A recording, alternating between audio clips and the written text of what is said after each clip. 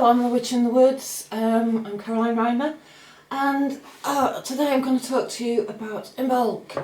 Yay, Imbolc, it's happy spring. I have been rushed all day because it's been raining and raining and raining and raining, and we've had one dry week, and the sun has been out and it's been marvellous. So I've had to do all the jobs outside where the garden got totally trashed over the winter. And the roof blew off my shed, so I've been out painting and gardening, and I'm a bit, I've got paint in my hair, I'm sorry. But I think I'll just rush this through while I grab a coffee, because everything's so busy this week.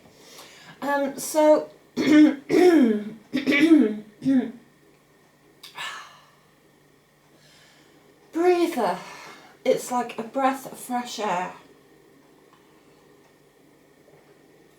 Literally. So much winter and so much cabin fever. I feel so energised now with the sun is shining. But of course this time of year the weather is incredibly changeable. So one minute it's sunny, one minute it's raining, the next minute it could be snowing. It's been very cold. So even though I've been sort of pretending that it's lovely and warm and sunny, it's only warm and sunny if I'm standing on the top of a stepladder. In the shade it's freezing.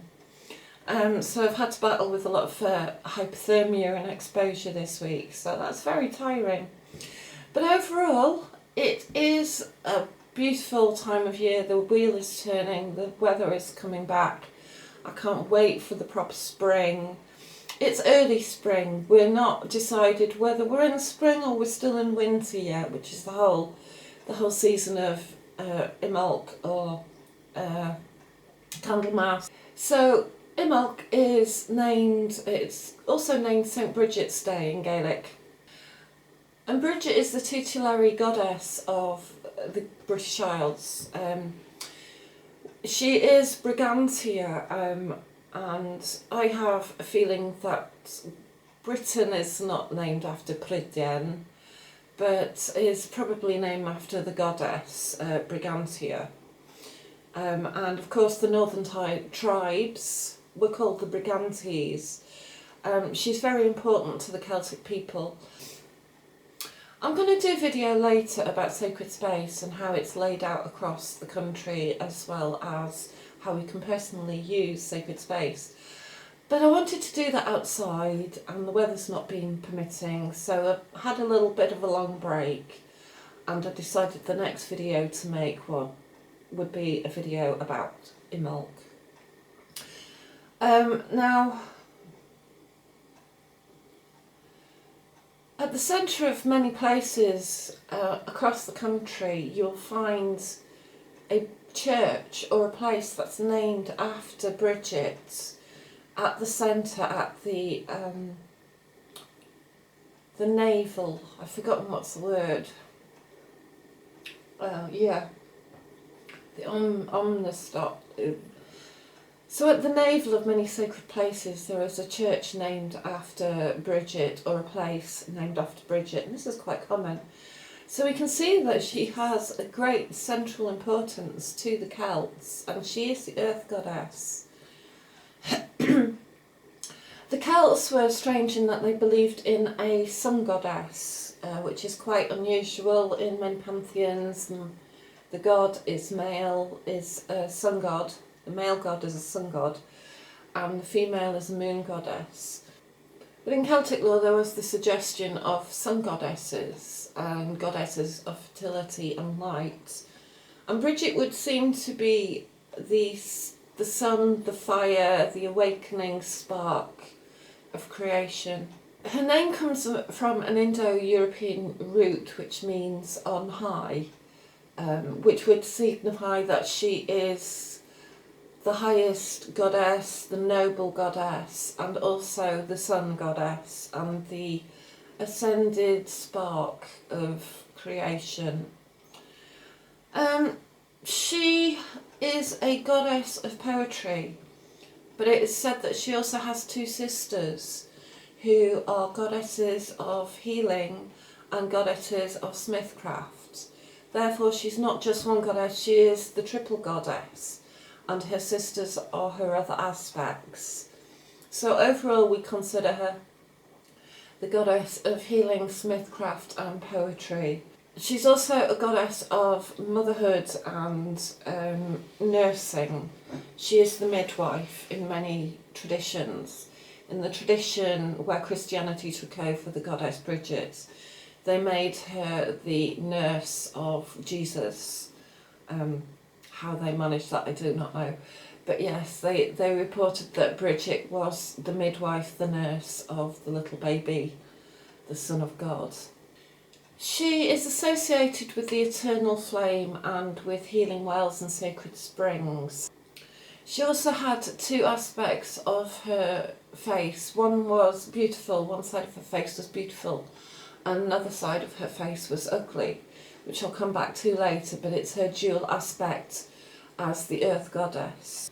So Imbolc is a pagan festival celebrating the coming of spring. The name means in the belly, or it could mean umelc, could mean use milk. Both denote motherhood and fertility and life returning to the earth, plants beginning to bud. Inside the earth, seeds are gestating and beginning to grow. And depending on the weather, of course, you can have late springs or you can have early springs. This year we've got quite an early spring and we've got trees in buds. I've had trees in buds since Christmas time really, so that's quite unusually early. So things are coming into buds, things are beginning to grow, and of course the snowdrops are coming out, which are the first flowers. I've seen daisies out. It's beginning to turn back to the fruitful, light time of year, and of course the nights are getting longer and we're beginning to feel the drive towards energy and vitality again. It's so hard when the nights are so short, when the days are so short, the nights are so long, to find any motivation, but we're beginning to feel stirring within our own bellies, within our own willpower to be and do and make plans for the future. So at this time of year, traditionally, Bridget's crosses would be made and they would burn the previous year's Bridget's cross, which is made out of rushes. It's just a woven cross. You can find some nice YouTube tutorials out there on how to make Bridget's crosses. And replace the new cross and burn the old cross at Imbolc on the 1st or 2nd of February. And there's some debate whether it is the 1st or 2nd of February. And actually, I would say it was the 31st of January. The day begins on the evening, so many of the celebrations actually took place on the sundown of the 31st of January. And Candlemas, which is the Christian celebration of Imbolc, takes place on the 2nd of February.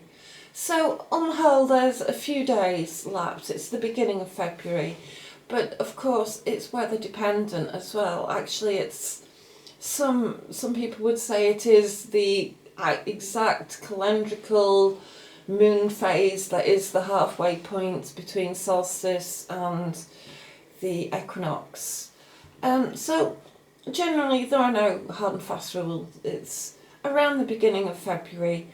Sometimes I like to celebrate it whenever I see my first snowdrop, you know, it's a personal thing, so don't worry too much if you don't get the exact day or having to follow exact rituals. You just, when it stirs, and this is the meaning of in the belly. It's when you feel awakened again, when you feel that drive for creation stirring within you.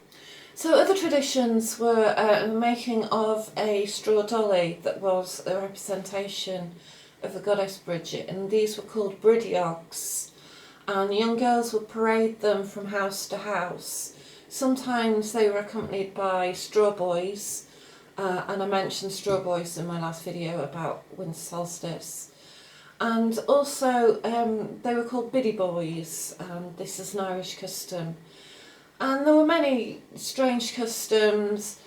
The overall flavour was the domain of womanhood, and woman was the householder. She was the mother of the hearth, and of course Bridget is a hearth goddess. She's the goddess of the cauldron, which also denotes fire and water and healing, as well as inspiration, and as well as the magical forging of metals and smithcraft and beautiful artwork. So there were a few trek festivals. One of them was that the women of the house would go into the home. The men would come bearing rushes or reeds, and they would knock 3 times, and there was some kind of bartering, and eventually they would be let into the house by the goddess herself. So the idea is that the goddess travels around blessing each home. So to welcome the goddess into your home, traditionally Celts would make little beds of rushes or straw, which were beds for Bridget to sleep in, and this would take place on the evening after sunset on the 31st of January, the day before Imbolc. Or they would leave outside milk offerings or food offerings. There would be a feast. They would set aside some portion of the food for welcoming the goddess Bridget, and sometimes they would put clothes outside for the goddess to bless on her way about the countryside.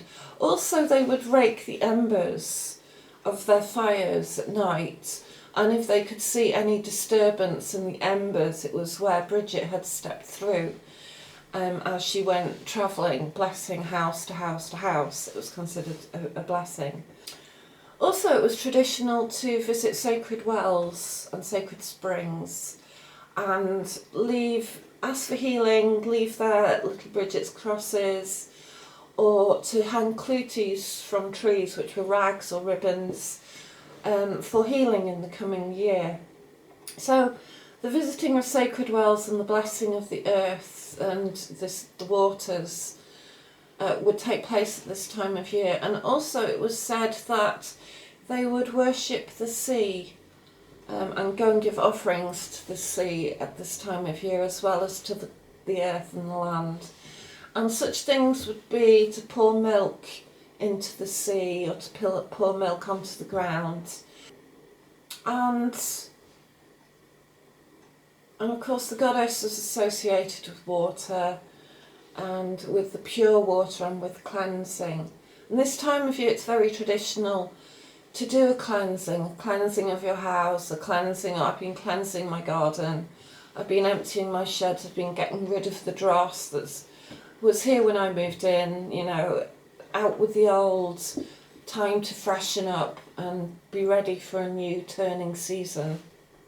And ready to make new plans and plant new seeds, and literally plant seeds or figuratively plant seeds to create plans for the future. Yes, it's also called Imbolc, which is ewe's milk, and of course it's the lambing season. Here in Britain, I'm not sure entirely about anywhere else, but the first lambs are being born, and life is coming back to the fields, and it's all about fertility and agriculture and getting out of the harsh season and getting back into bountifulness. So it marks a change of season, and at this time of year the weather is often changeable, so people would often define the weather by watching signs and omens of animals, and also predicting the weather through significance of certain days. There are a few mythic ways to tell the weather. One was to watch for badgers and snakes coming out of their holes, and it was said, this is the origin of Groundhog Day, I would believe, where if the groundhog can see a shadow, then the winter will continue, but if he doesn't, I think I've got this right, he doesn't see his shadow, then the winter is over. That would make sense to me. I'm not exactly sure of the tradition of Groundhog Day, so if anyone can tell me that one, that's good. But here in the Celtic lands, or in the Gaelic lands, there was the tradition of watching for snakes to come out of their holes. Or I think it's a little bit too cold for snakes still, but yeah, whether they're in the sunlight or not would be would mean, you know, whether they're moving or not. But there's a little rhyme. I don't think I could say it in Gaelic, but I might have a go. Thig agnathia as an tol. Oh, what's this? La. La don Bridget. Get rob tri treugen. My writing's terrible. Jen an Schnitzer. Denti Schnitzer. I don't think I can say this.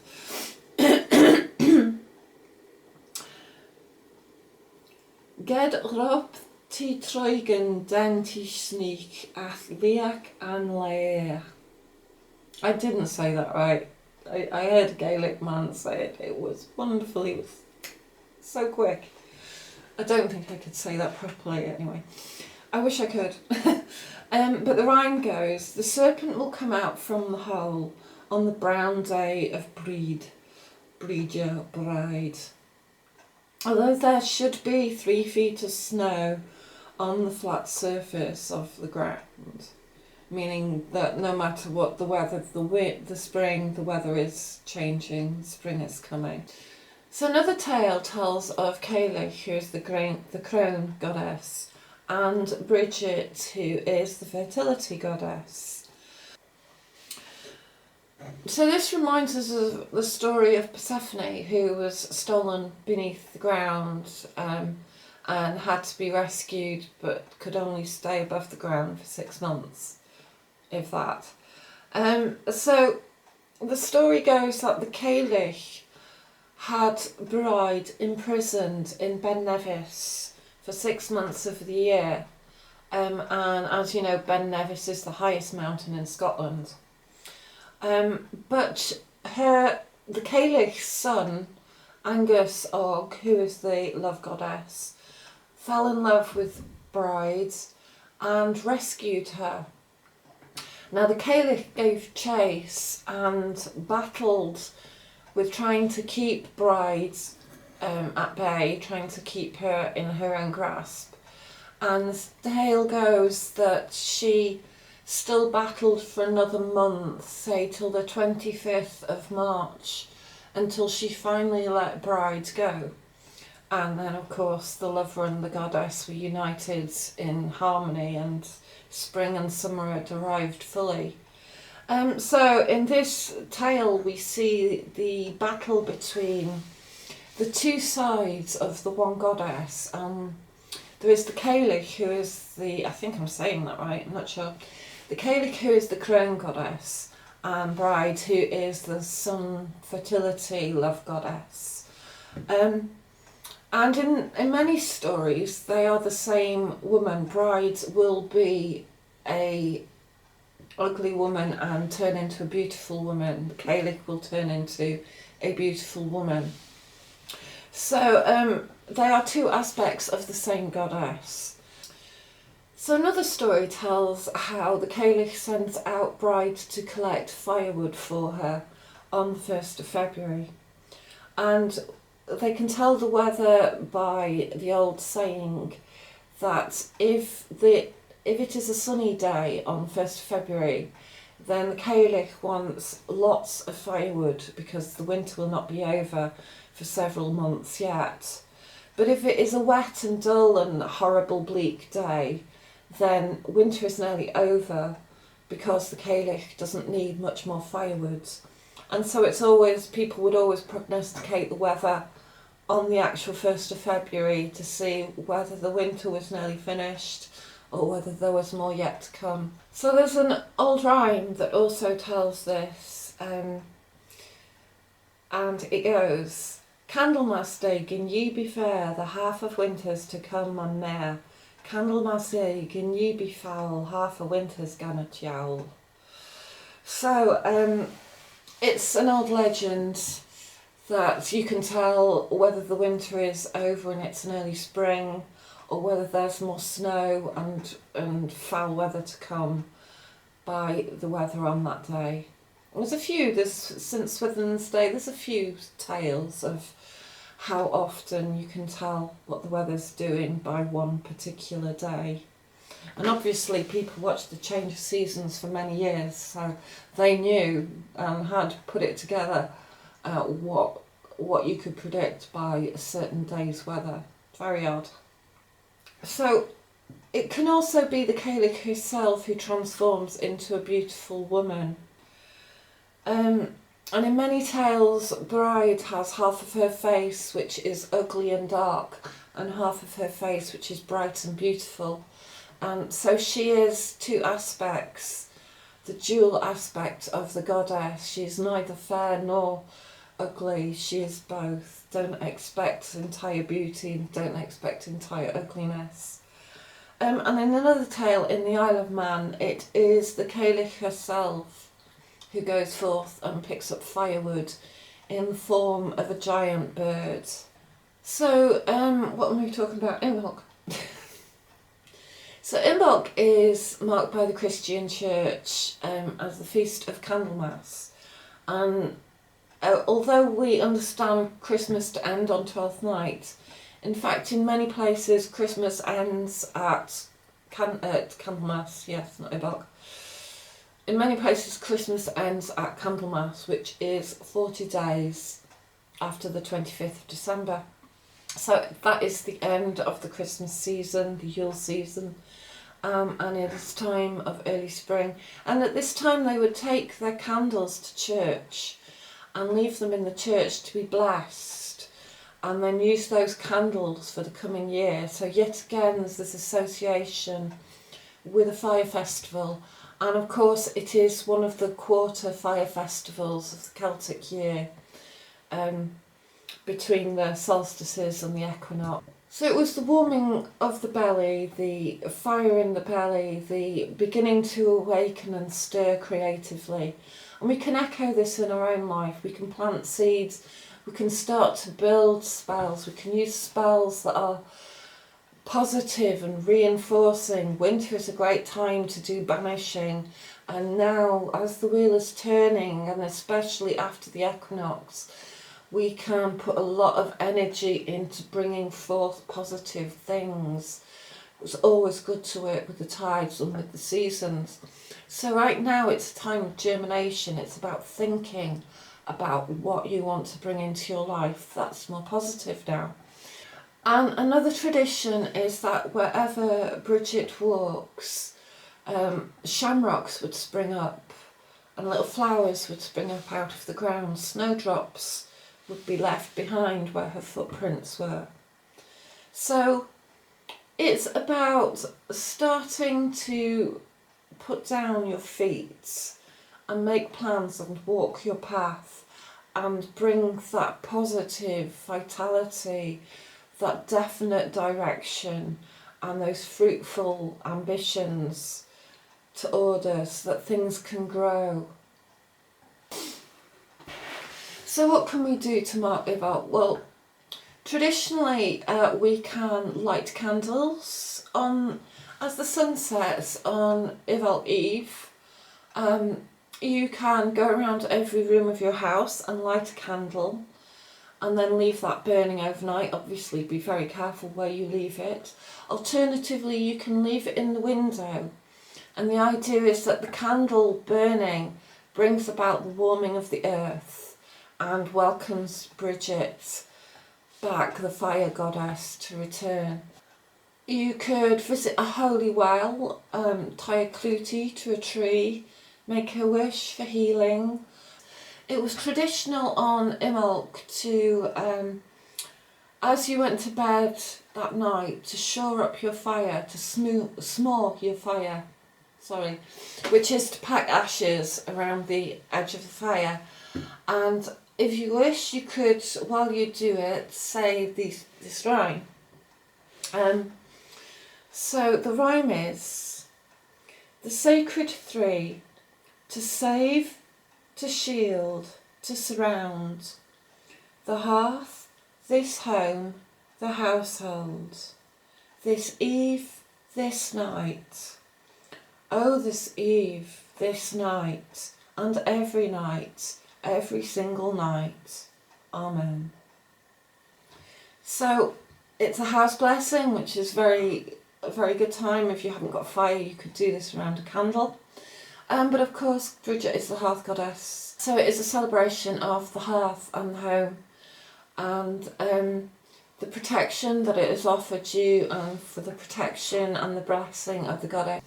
So I wish you all a very happy Imbolc, and look forward to spring, and I hope that you have plenty of beautiful plans that you can now manifest, and I wish you blessings upon them all.